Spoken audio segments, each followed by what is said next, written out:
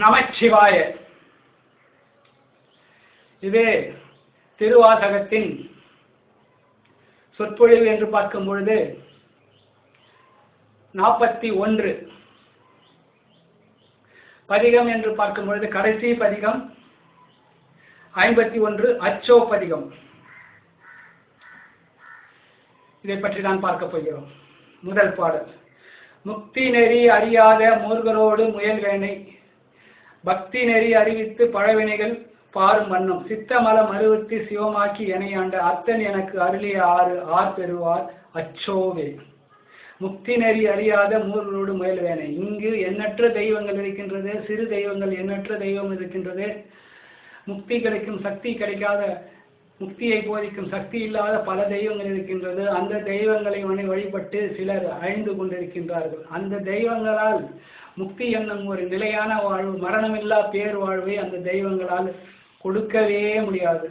ஆனால் சிலர் அதை நம்பி அதனால் இருந்து மீண்டும் மீண்டும் பிறப்பெடுத்துக் கொண்டிருக்கின்றார்கள். ஆனால் பக்தி நெறி என்பது சிவ வழிபாடு மட்டும்தான். சிவனாரை வணங்கினால் தான் முக்தி கிடைக்கும். சிவனார் ஒருவர் தான் முக்திக்குரிய தெய்வம்.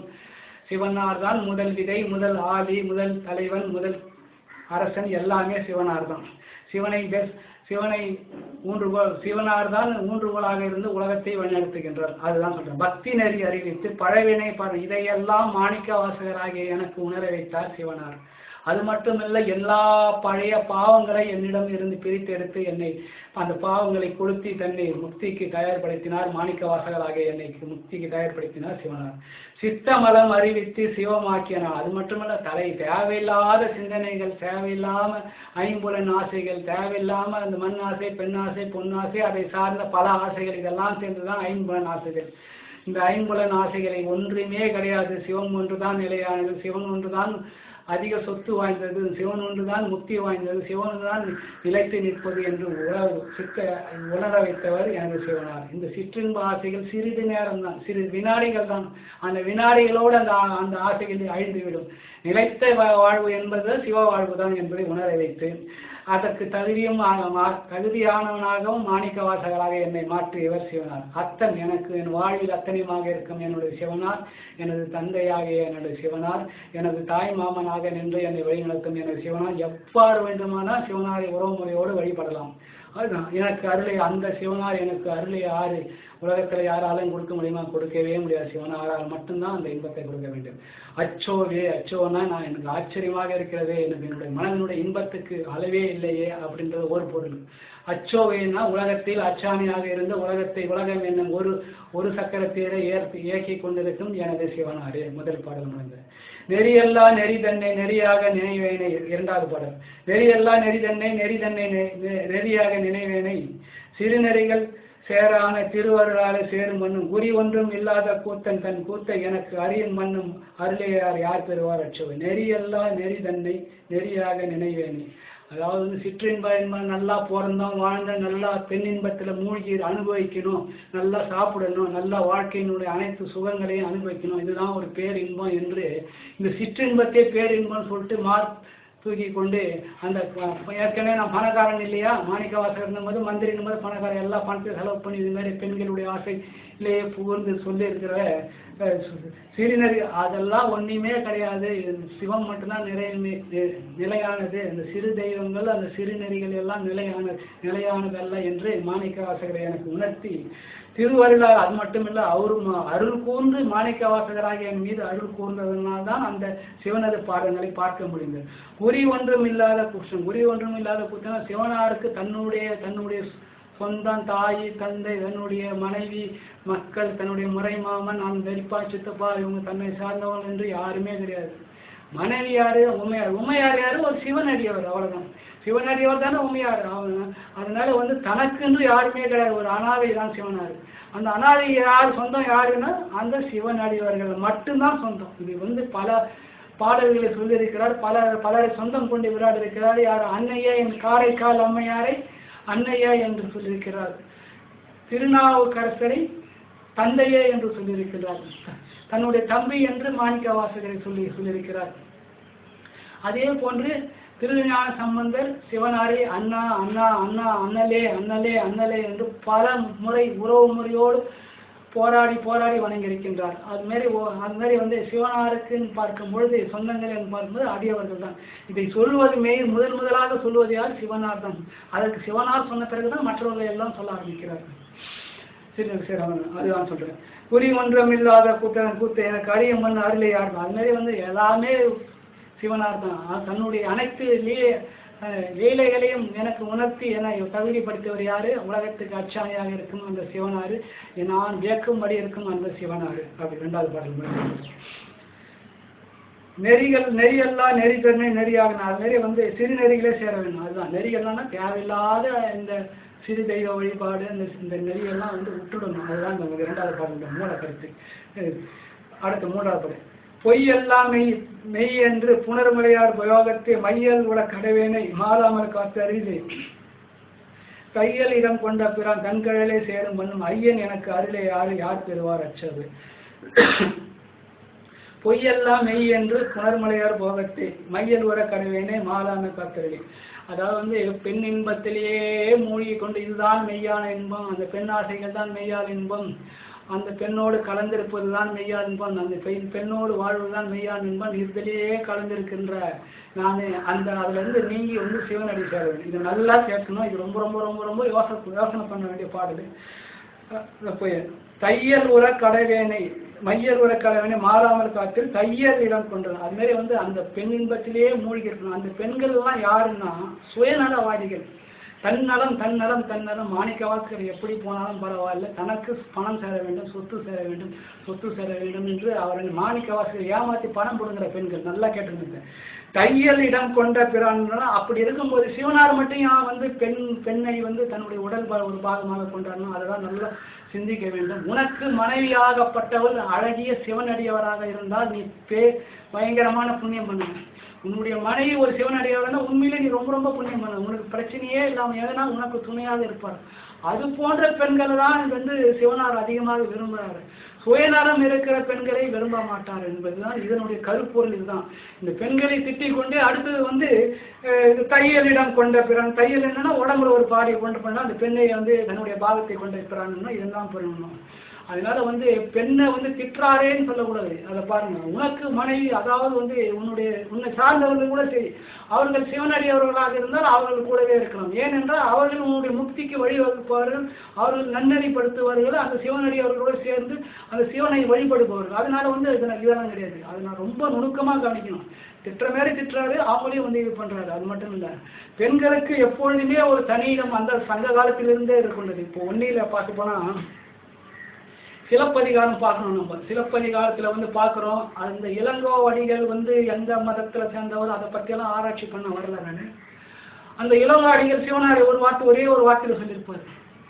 பிறவாயாக்கை பெரியோன் கோயில்னு சொல்லியிருப்பார். அது வேறு யாரும் கிடையாது, சிவனார் மட்டும் கோயில் தான். அதே போன்று கண்ணகியை பற்றி சொல்லும்போது உமையாரை பற்றியும் சொல்லுவார். அது எப்படின்னா, இப்போ நம்ம வந்து படம் பார்க்குறோம், பூம்புகார் படம் பார்க்குறோம். படம் பார்த்துட்டு ஒன்று என்ன பண்ணுவோம், போரா மன்னா என்னன்னு சொல்லிட்டு பாண்டிய மன்னனை திட்டிட்டு அந்த மதுரையை எரிச்சிட்டு அப்படியே வந்து அந்த சிரிப்பாங்க. அப்புறம் வந்து அதோட படம் முடிஞ்சிட பெல் அடிச்சுட்டு நம்ம எல்லாம் ஏறி வரும். ஒருத்தக்க முடியும் போது சில வசனங்கள் வரும். இப்படி இருந்தார் கண்ணகி, அப்படி இருந்தாங்கன்னு சொல்ல முடியும். தமிழர்கள் அப்படி இருந்தாங்க, இப்படி இருந்தாங்க, தமிழ் பெண்மணி அப்படின்னு சொல்லுவாங்க. அதோட பெல் அடிச்சிடுவாங்க. அந்த பூம்புகார் படம் முடிஞ்சிடும், நம்ம எல்லாம் வெளியே வந்துடுவோம். இதெல்லாம் சொல்லுவாங்க. அதே மாதிரியே வந்து முனைவர் ஆய்வு நடத்தும் போது மட்டும் அந்த மெயின் சப்ஜெக்ட், அந்த புரிஞ்ச சப்ஜெக்டை பற்றியே மேலும் ஆய்வு நடத்தி அது ஒரு முனைவர் பட்டம், அது அவங்களுடைய திறமை, அது வணங்குதலுக்குரியதுதான். ஆனால் அதுக்கப்புறம் வந்து அந்த பூம்புகார் எரிச்சுட்ட உடனே தான் கதையை ஸ்டார்ட் ஆகுது. அது நிறைய பேர் வந்து சரியா ஒரு சிலர் கவனிக்கிறாங்க, ஒரு சிலர் கவனிக்கிறாங்க. அதாவது என்னடான்னா, அந்த மதுரையை எரிக்கும் போது கண்ணகி கோவம் அடங்கும் போது போயிட்டு உமையார் அந்த சண்டை போகணும்னு சொல்லிட்டு போவாங்க. யாரு பெண் தெய்வமாகிய உமையார் அந்த சண்டை போகிறதுக்காக போயிட்டு அந்த கோயிலையும் போயிடுவாங்க. சண்டை போயிட்டு அந்த கண்ணகி முன்வைத்து கேட்கும் கேள்விகள் என்னவென்றால், அந்த உமையாரை பற்றி கேட்கும் கேள்விகள் என்னவென்றால், நம்ம தமிழ் பெண்களுக்கு என்று ஒரு தனி சிறப்போடு இருந்திருக்கிறாங்க என்னுடைய முன்னணி. அதாவது வந்து கண்ணகிக்கு முன் வாழ்ந்த 4 பெண்களை பற்றி குறிப்பிடுவாங்க. அது என்ன என்றால், முதல்ல ஒரு ஸ்டோரி வரும். அந்த ஸ்டோரி வரும்போது என்ன ஸ்டோரி, மெயின் ஸ்டோரினா, அந்த அம்மா வந்து உண்மையிலே அழகாக இருப்பார்கள். அந்த பெண்மணி அழகாக இருக்கும் பொழுது அவருடைய கணவன் வந்து பொருளீற்ற வெளியே சென்றிருப்பார். பொருளீற்றுவது புறம், அகம் புறம். புறம் என்றால் பொருளீற்ற செல்வது, போருக்கு செல்வது. இதுதான் அவங்களுடைய கணவன் வந்து பொருளீற்றவோ இல்லது போருக்கோ புறம் போயிருக்கிறார். ஏதோ சம்பாஷணம் வரத்துக்கோ இல்லை நாட்டுக்காக சேவை செய்யறதுக்கோ போர் போயிருக்கிறார். அப்போ வந்து அந்த பெண்மணி என்ன பண்ண தன் வீட்டுக்காரங்க நினைவிலே இருப்பாங்க. நினைவிலே இருக்கும்போது கோயிலுக்கு வந்து கோயில் வழிபாடு செய்யும் பொழுது அப்போ அங்கே இருக்கிறவங்கலாம் ஆண்கள் எல்லாம் சொல்லுவாங்க, அந்த பெண்மணி மிக மிக மிக அழகாக இருக்கிற, மனதுக்கு இனிமையாக இருக்கிற, அந்த பொண்ணை பார்த்தா சாப்பாடு பசி கூட எடுக்கல அப்படின்னு வந்து அந்த பெண்ணினுடைய அந்த அழகை புகழ்ந்து கொண்டே இருக்கும்பொழுது அந்த பெண்ணுக்கு கோபம் வந்துடும். போயிட்டு வந்து உண்மையாக சண்டை போடுவாங்க. என்ன சண்டை போடுறாங்கன்னா இதுதான் சொன்னாங்க, யார் என்ன வீட்டுக்காரன் என்னை பார்க்கின்ற அழகை வந்து இதுமாரி ஊரே பார்த்து ரசிக்குது அப்படின்னா சொல்லிட்டு சண்டை போடும்போது அந்த தெய்வம், பெண் தெய்வம் வந்து எதிர்த்து உண்மையார் வந்து கேட்பாங்க, என்ன உன்னுடைய பிரச்சனை என்னதான், உனக்கு என்னதானா வேணும் அப்படின்னு கேட்பாங்க. எங்கள் வீட்டுக்காரர் வரவரையும் என்னுடைய முகம் வந்து குரங்கு முகமாக இருக்கட்டும் அப்படின்னு சொல்லிட்டு அந்த குரங்கு முகம் வாங்கி இருப்பாங்க. அப்போ மற்றவங்க பார்க்கும்போது இந்தமா கொஞ்சம் குரங்கு முகமாக தெரியும். அவங்க வீட்டுக்காரன் வரும்போது தான் அந்த முகம் மாறும். இப்படி ஒரு தனி சிறப்புப்பட்ட ஒரு பெண் வந்துக்கிறாங்க. இன்னொரு பெண், இன்னும் 2 பெண்மணி நாடுங்க. 2 பெண்மணிகள் வந்து 2 பேருக்கும் ஆண் குழந்தை இருக்குது. அந்த 2 குழந்தை ஆண் குழந்தை தூக்கி குளத்துக்கு போவாங்க. குளத்துக்கு போயிட்டு அந்த தண்ணி மொண்டி இடுப்பில் வச்சு வீட்டுக்கு வரணும். அந்த குளத்துக்கு கேணிக்கு போகும்பொழுது அந்த தண்ணியை மொண்டும்போது அதில் ஒரு பெண்ணுடைய குழந்தை வந்து தண்ணியில் மூழ்கி செத்துரும். இவங்க தண்ணி மொண்டுன்னு வரும்போது ஏதோ பேசினே இருந்திருப்பாங்க, குழந்தை உள்ளே விழுந்து செத்துரும்.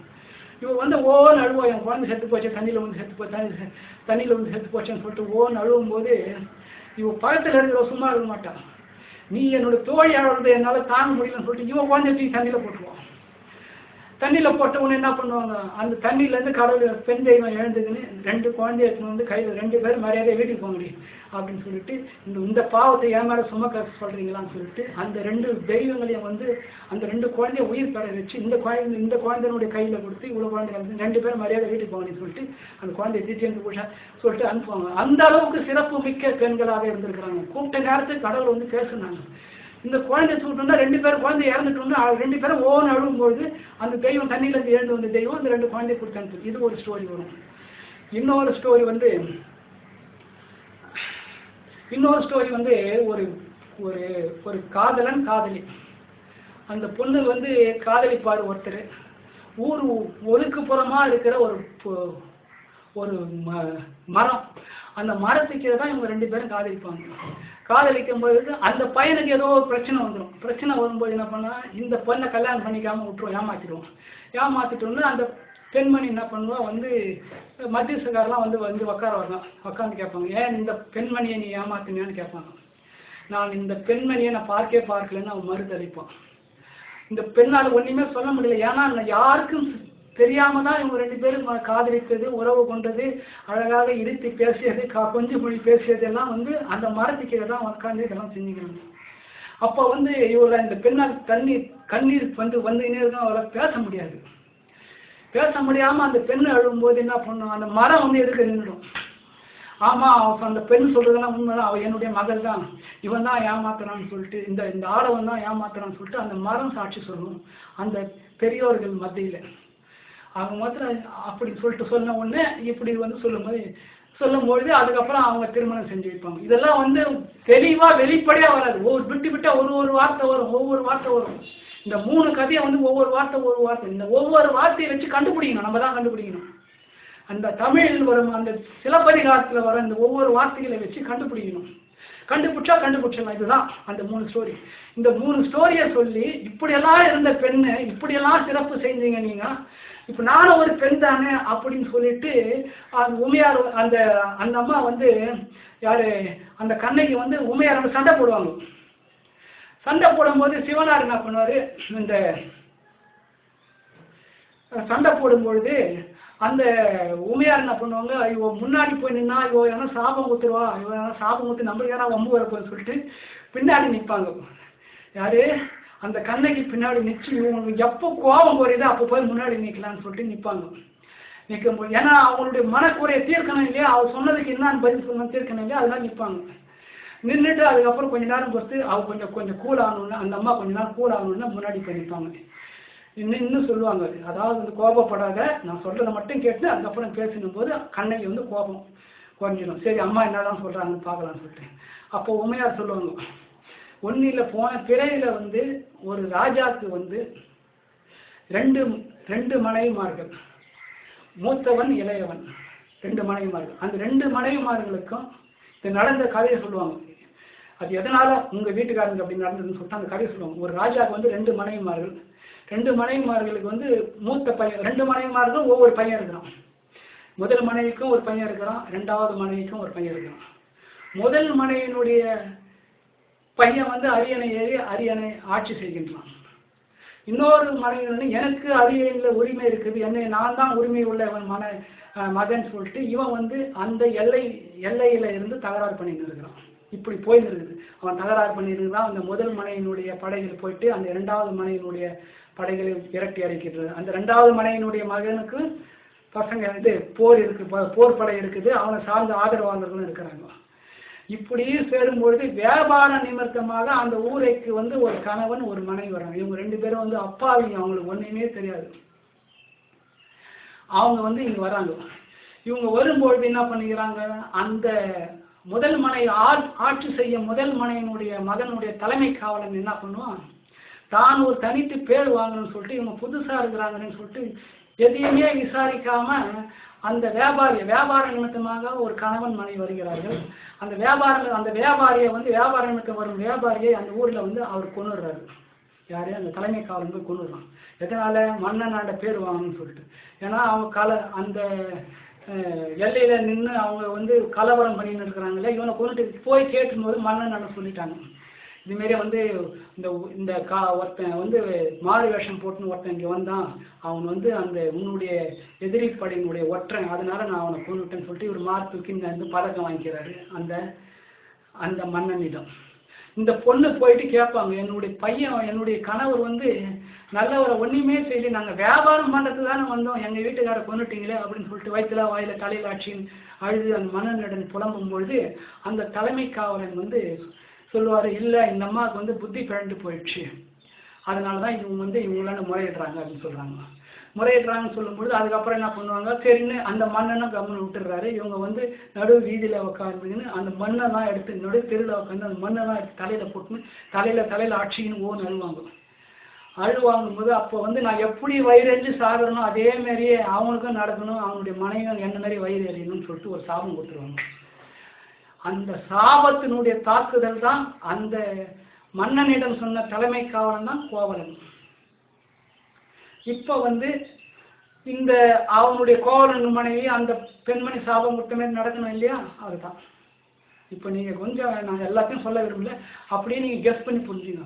அப்ப இந்த கண்ணகிக்கு ஏன் இப்படி நடந்தது அப்படின்னு சொல்லிட்டு கண்ணையினுடைய முற்பிறப்பு எதுன்னு சொல்லலை. இதுதான் மெயின் பேஸ். வந்து இந்த பெண்ணால இந்த பெண்ணை வந்து போன பிறவியில வந்து ஒன்றும் தெரியாதவன கொண்டவன் வந்து அந்த தலைமை காவலன் தான் கோவலன். அதனால அதே போல சித்திரவதை பண்ணி செத்து போறான். இது எல்லாமே வந்து சிலப்பதிகாரத்துல வரும். அந்த சப்ஜெக்டாண்டே போக மாட்டாங்க. அதான் சொல்றேனே, இவங்க அழுதுட்டு போயிட்ட உடனே தான் அந்த மெயின் ஸ்டோரியா ஸ்டார்ட் ஆகும். அந்த மெயின் ஸ்டோரிக்கு வராம வந்து இந்த ஸ்டோரியை பத்தியே தான் மக்கள் வந்து சிலப்பதிகாரத்துல இதை பத்தியே ஆராய்வாங்க. எதனால சொல்ல வரேன்னா, பெண்களுக்கு ஒரு தனி இடம் கொடுப்போம். அந்த மாணிக்க வாசகரும் அதான் செய்யறாரு. அந்த 7வது பதிகத்திலிருந்து 20வது பதிகம் பெண்களுக்கு. பெண்கள்ல சில வித்தியாசமான பெண்கள் இருக்கிறாங்க, இது மாதிரி பொருளீட்ட வேண்டிய பெண்கள் இருக்கிறாங்க. அதனாலதான் அது மாதிரி பெண்களை மாற்றக்கூடாது. பெண்ணாக இருந்தால் சிவனடியாராக இருக்கணும், சிவனை வணங்க வேண்டும், சிவனை நேசிக்க வேண்டும், அந்த சிவனடியவர்களுக்கு ஒத்துழைப்பு கொடுக்க வேண்டும். அதுதான் பண்ண சிறுவன். பொய்யெல்லாம் மெய் என்று புனர்முலையால் போகத்து மையல் உற கடைவேனை மாறாமல் காத்தருளி கையிலிடம் கொண்ட பிறான் தன் கையில சேருவன் ஐயன் எனக்கு அருளை யார் பெறும். அது பேர் மாணிக்க வாசகராக எனக்கு ஐயன் என்ற தலைவனாக இருக்கின்ற சிவனார் எவ்வளோ அருள் செஞ்சாரு. அதனால எதனாலன்னா அவர் வந்து உண்மையான அடியவர் பெண்களை மதிப்பவர். அது போன்ற எனக்கு என்னையை மதித்து சிவனடியவராக என்னையை மதித்து தன்னுடன் கொண்டாரு. அதை எவ்வாறு கூறுவது என்றாரு இந்த 3வது பாடல். 4வது பாடல். மண் அதினிலே பிறந்து எய்து மாண்டி விட கிழவேனை எண்ணம் எல்லாம் அன்பு அருளி என்னை ஆண்டிட்டு என்னையும் தன் கண்ண வெந்நீர் அணிவித்து தூய நெறிக்கே சேரும் மண்ணும் அண்ணல் எனக்கு அருளே யார் பெறுவார் அச்சது. மண் அதனில் பிறந்து எய்து மாண்டு விட கழுவேன். உலகத்துல பிறந்து அந்த உலகத்தினுடைய இன்ப வாழ்க்கை, ஐம்புல இன்ப வாழ்க்கையை அனுபவிப்பதற்காக பல பாவங்களை செய்து அதனால் தான் மீண்டும் வாழ்ந்து அந்த பாவங்களின் கணக்கு பிரகாரம் மீண்டும் பிறந்து இப்படியே இறந்து செய்வனை இந்த ஆன்மா மாணிக்க வாசகராக என்னுடைய ஆன்மாவை எண்ணமில்லா அன்பு போன பேரில் அளவுக்கு அதிகமாக சிவனாரை வணங்கியதுன்னா அதே அந்த அன்போடு சிவனார் என்னை ஆண்டு கொண்டு எனக்கு அன்பு செலுத்தி என் மீது அன்பு செலுத்தி என்னை ஆண்டிட்டு என்னையும் தன் கருணையினான். அப்படின்னா என்னையும் இவனும் சிவன் அடியவர் தான், என்னுடையவன் தான், என்னுடையவன் தான் சொல்லிட்டு அந்த சிவனாரு அந்த மாணிக்க வாசகரை முன்மொழிந்தார் அல்லவோ, அதுதான் சொன்னேன். கண்ண வெந்நீர் அது மட்டும் இல்லை, திருவெந்நீர் என்னுடைய நெற்றியில் பூசினார். அது மட்டும் அவர் மட்டும் பூசல, அந்த பூதகணங்களும் சிவ மாணிக்க வாசகரை என்னை ரொம்ப பிடிச்சதுனால அந்த பூதகணங்கள் திருவெந்நீரான அபிஷேகம் பண்ணி திருநீர் எட்டுன்னு வந்து அதுக்கப்புறம் சிவனாரங்க கொடுக்குது. சிவனார் இப்போ இவ்வளோ நடக்கும் போதும் மாணிக்க வாசகர் மயக்கத்திலே இருக்கிறாரு கொடுத்து. அண்ணல் எனக்கு அது மட்டும் இல்லை, முக்தியை போதிச்சாரு. இப்போ முக்தியை தயார் பண்ணி என்னை கூட்டின்னு போறாரு. அடுத்த பாடல். பஞ்சாய அடமடையீர் கடைக்கண்ணால் இடர்பட்டு வெஞ்சாய துறப்போரை நினைப்பேன் நின் அருள் பெற்று உயிஞ்சே நான் அடியேனை வருகை என்று அஞ்சேல் என்று அருளே யார் பெற்ற பஞ்சாய. அது மாதிரி மென் அழகிய பாதங்களை உடைய சிவந்த இதழ்களை உடைய அந்த பெண்களினுடைய சுய தேவைக்காக நான் அவர்களுடன் கூடி குழாவி அழிந்து கொண்டிருக்கின்றேன். நெஞ்சாய துயர்கோர் நிற்பேன். ஆனால் சிவனாரை வணங்கும் பொழுது அந்த ஆசைகளை விட்டு என்னை விட்டு சென்று விட்டது. சிவனுடைய அருள் பெற்றேன். உயிஞ்சே நான் உடையான. இப்போ ஓரளவுக்கு 99.9% வந்துடுச்சு. தப்பிச்சுட்டேன். அந்த ஆசைகள்லாம் கூட வரல, தப்பிச்சுட்டேன். நான் இப்போ சிவனடி சேர்த்து தகுதி ஆயிட்டேன் அப்படின்னு சொல்லிட்டு இந்த பாடல சொல்றாரு. அஞ்சேல் என்று அருளே ஆர் பெறுவார். அது மட்டும் இல்லை ஐயா, உலகத்துக்கு நான் இப்போ உலகத்துக்கு சொல்றேன், கவலைப்படாதரா நான் பார்த்துக்கிறேன்னு சொல்லிட்டு சிவனார் என்ன சொன்னாரு. இந்த சந்தோஷத்தை நான் எப்படி சொல்றதுன்னே புரியல, யாராண்ட சொல்றதுன்னே புரியல, என் மனசுல எல்லை இல்லாத மகிழ்ச்சியாக இருக்கின்றது என்று சொல்லுகின்றார். அச்சோவே சிவனாரே, அது பயங்கர இதுவா இருக்கிறது எனக்கு அப்படின்னு சொல்லிட்டு சொல்றாரு இந்த ஒரு பாடம் முடியுது. வெந்து விழும் உடல் பிறவி மெய் என்று இணை பெருகி கொந்து குழல் கோல் வளையார் தூயமலையார் விழுவேனை பந்த மறுத்து இணையாண்டு பரிசு அற என் துரிச மறுத்து அந்தம் எனக்கு அருளே யார் பெறுவார். வெந்து விழும் உடல் பிறவி மெய் என்று வினை பெருகி. இது மாதிரி ஒன்று நெருப்புல வேகுது, இல்லை உடம்பு மண்ணில் வேகுது. மண்ணில் வந்தோட மண் அந்த சூடு தாங்க முடியாது, கொஞ்சம் கொஞ்சமாக எரிஞ்சு புழுவாய் எல்லாமே மண்ணோடு மண்ணாயிடும். அதுவும் மண்ணிலையும் வெந்து போகுது, நெருப்புலேயே வெந்து போகுது. இதுமாரி பிறந்து இறந்து மண்ணுக்கு உடம்பு கொடுத்து திரும்பி பிறந்து இறந்து திரும்பி மண்ணுக்கு அந்த தியாகத்தை கொடுத்து இப்படியே செத்துன்னு இருக்கின்றேன்.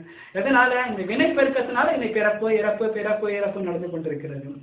கொந்து கூட கோல் வழியாக. அதுக்கு ஒரு காரணம் யாருன்னா இந்த பெண்களும் ஒரு காரணம். அவங்க என்ன பண்ணுவாங்க, திருமணமானவங்க அவங்களுக்கு சம்பாரிச்சு போடணும், குழந்தைங்களுக்கு சம்பாரிச்சு போடணும். அந்த பெண்ணு சிவனடியாக இருந்தால் 2 பேருமே சேர்ந்துடலாம், குடும்பமே சிவ குடும்பம் தான், குடும்பத்தோடு போய் சேர்ந்துடலாம். ஆனால் அது எல்லாமே நடக்க மாட்டேங்குது அப்படின்னு சொல்லிட்டு அதனால பெண்ணினுடைய இன்பத்திலே மூழ்கி கிடப்பேன்.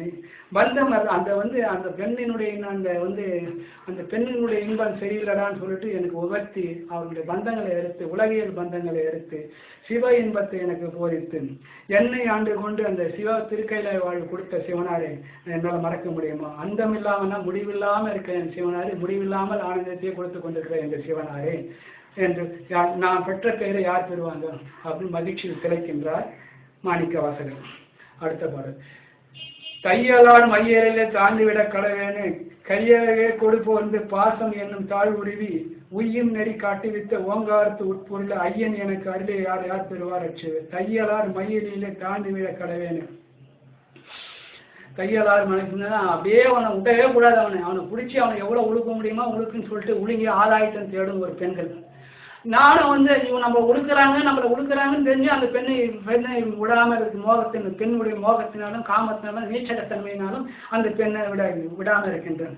பையரையே கொண்டு கொடுப்போர்னு பாகம் என் தாழ் உருவி அதெல்லாம் கிடையாதுன்னு சொல்லிட்டு உண்மையை சொல்லும் போது தானே எனக்கு அதெல்லாம் ஒன்றும் கிடையாதுன்னு புரிஞ்சுது. அந்த உண்மையை உணர்த்திருந்தாரு என்னுடைய சிவனார்.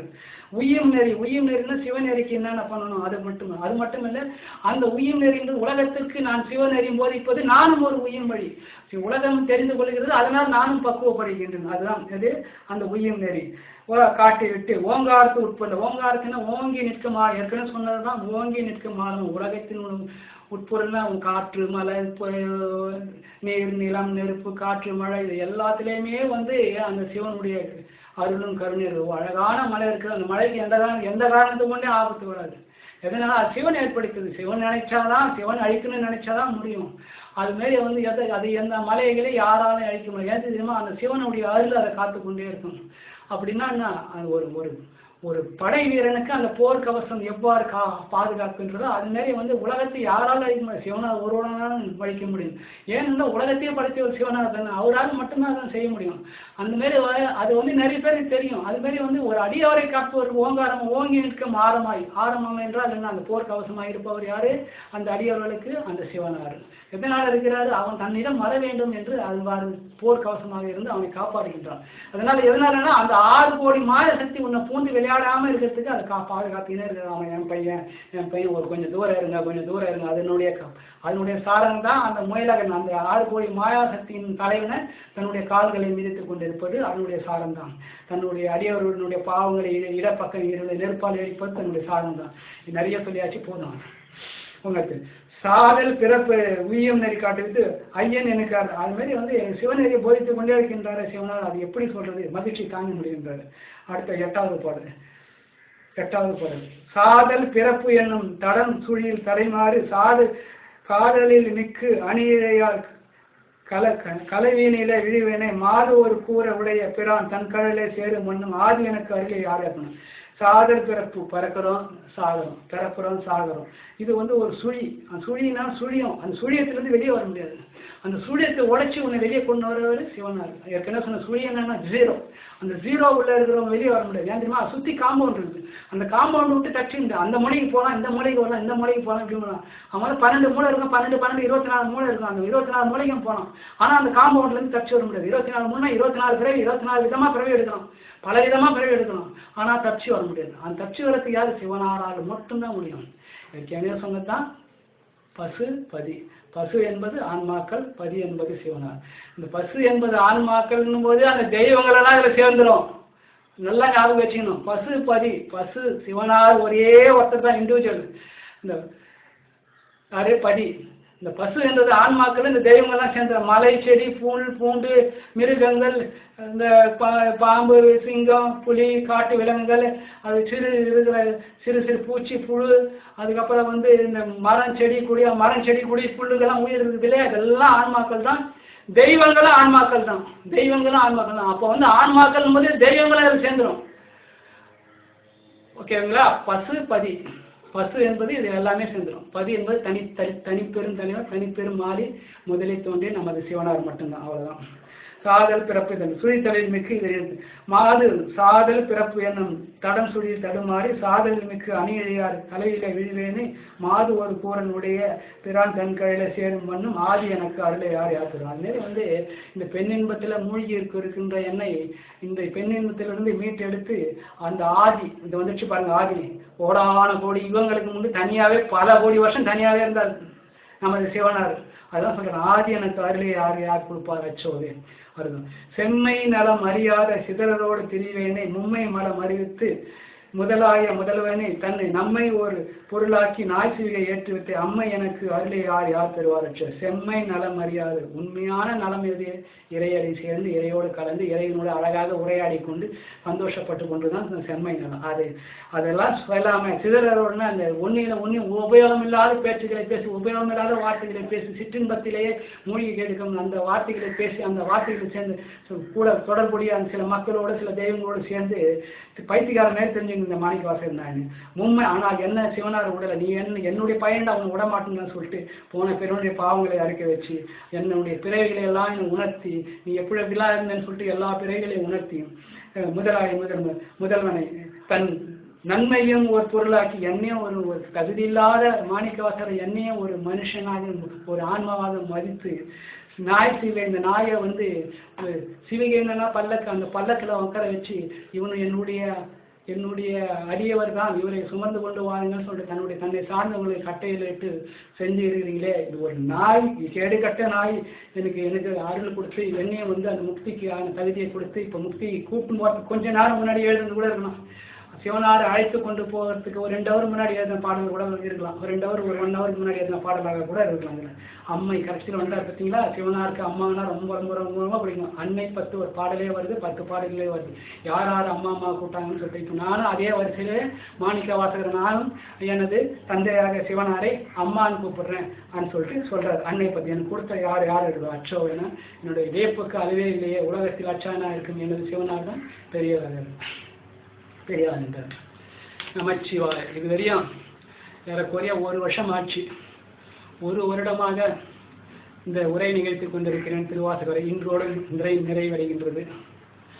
இது கோடான கோடி நன்றி யாருக்கு சொல்லணும்னா, உண்மையிலேயே கோடான கோடி நன்றி சொல்லணும்னா one of the greatest mass media அந்த யூடியூப்புக்கு அந்த கூகுளி குரூப்புக்கு தான் கண்டிப்பாக சொல்லணும். எனக்கு 54 வயசு ஆகுது. நான் உண்மையில மனசார சொல்றேன், கோடான கோடி வணக்கம் யார் சொல்றேன்னா, அந்த கூகுளில் வேலை செய்கிற எனது பிள்ளைகளுக்கு தான். 30 வயசு கீழே இருக்கிறவங்க என்னுடைய பிள்ளைகள். ஏன்னா எனக்கு 54 வயசு ஆகுது இல்லையா. அந்த